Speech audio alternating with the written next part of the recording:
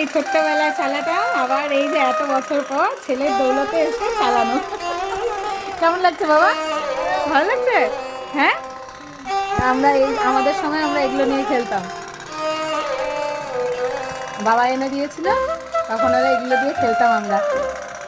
কত বছর পর, সেই মনে হয় আমি ক্লাস 7-8-এ লাস্ট চালিয়েছিলাম, তারপর আর চালাইনি এটা। এই আবার আগুন দিলে, আবার মোমবাতিটা একটু জ্বললে একটু স্পিড বাড়বে। সাউন্ডটা কি সুন্দর!